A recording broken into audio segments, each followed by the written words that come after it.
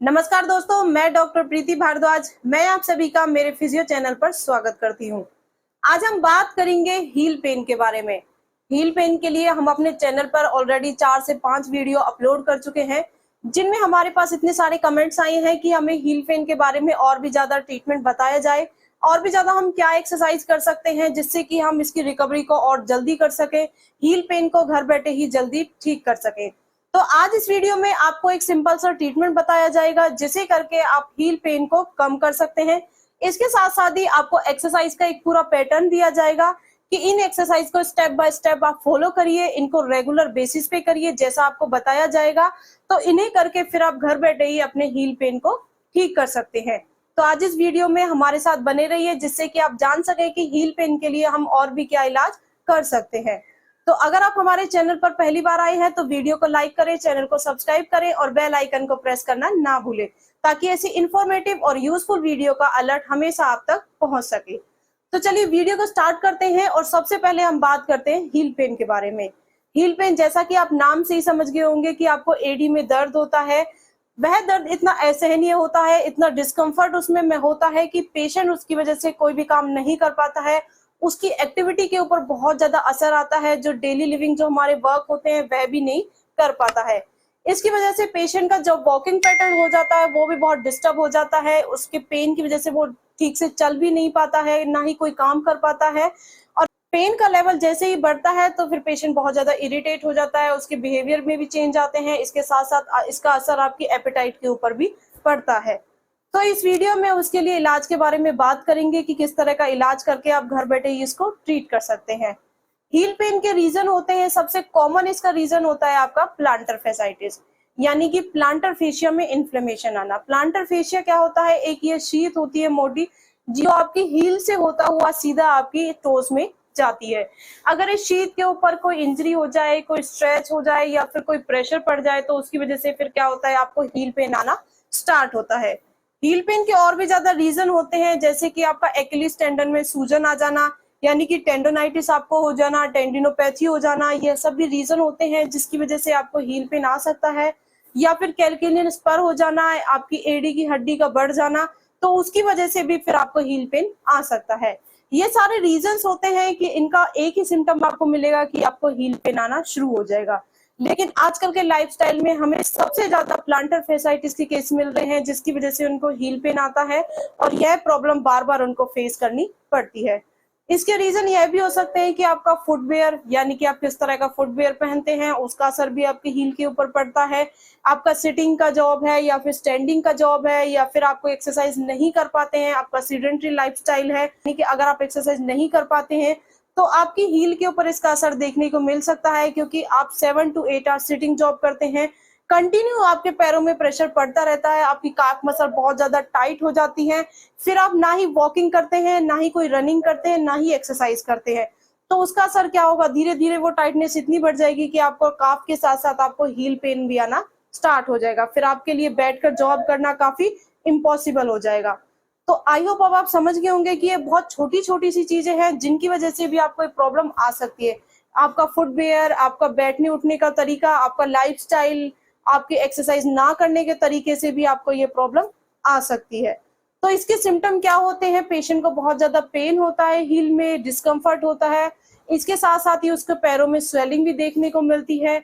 और planter fasciitis के case में सबसे मेन इसका सिम्टम होता है कि जैसे ही पेशेंट मॉर्निंग में उठता है, अपना एक पैर नीचे रखता है, तो वह फ्लोर को टच नहीं कर पाता है। उसका इतना सीवियर पेन होता है कि वह उठ नहीं पाता है। लेकिन जैसे ही वो धीरे धीरे काम करना शुरू करेगा तो उसके पेन का लेवल थोड़ा कम हो जाता है। लेकिन अगेन फिर से ही जैसे ही वो बैठेगा फिर उसके पेन का लेवल इतना ही बढ़ जाएगा। तो ये प्लांटर फेसाइटिस का मेन सिम्टम होता है। तो आई होप अब आप समझ गए होंगे कि हील पेन क्या होता है, क्या रीजंस होते हैं, क्या इसके सिम्टम हमें देखने को मिलते हैं।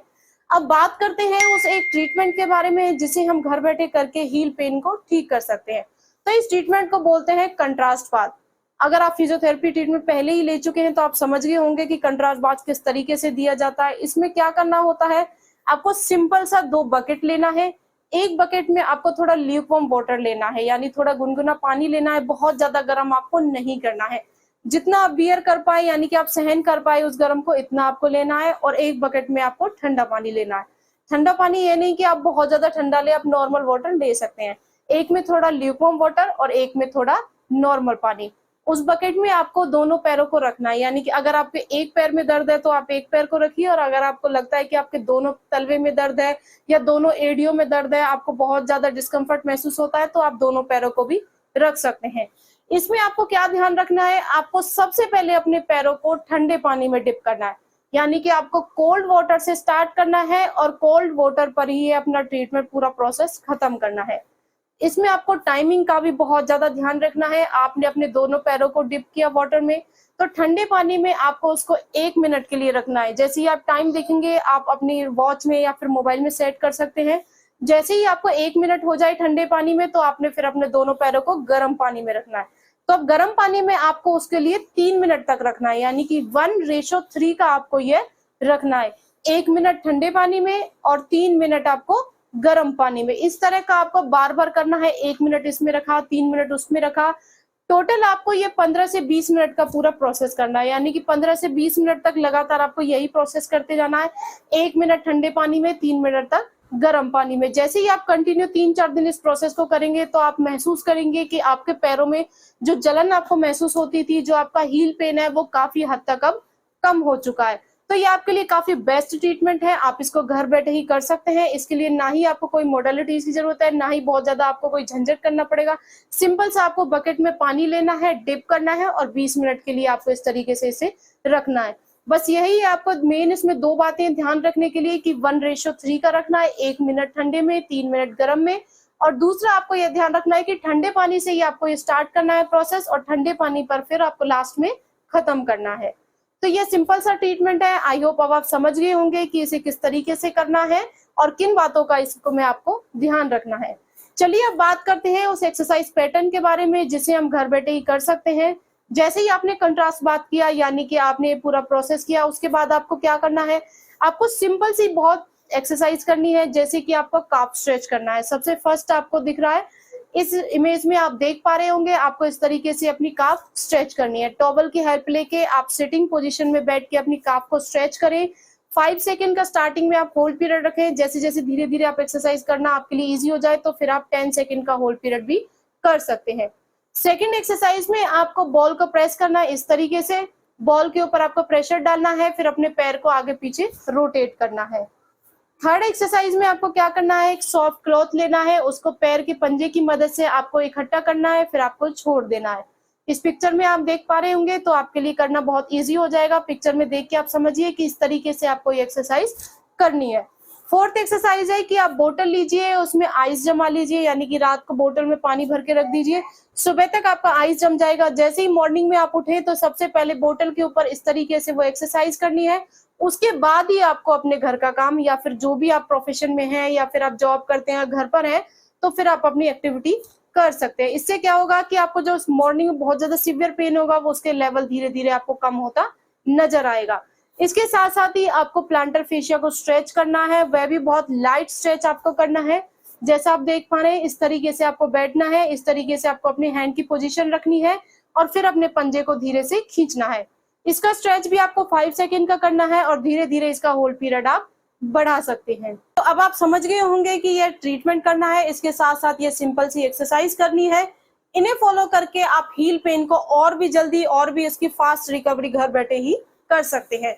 तो अगर आपको वीडियो पसंद आया हो, तो इसे ज्यादा से ज्यादा लाइक करें एंड शेयर करें, और हमें कमेंट करके जरूर बताइए कि आपके पेन का लेवल कितना कम हुआ है, आपको कितना रिलीफ हुआ है।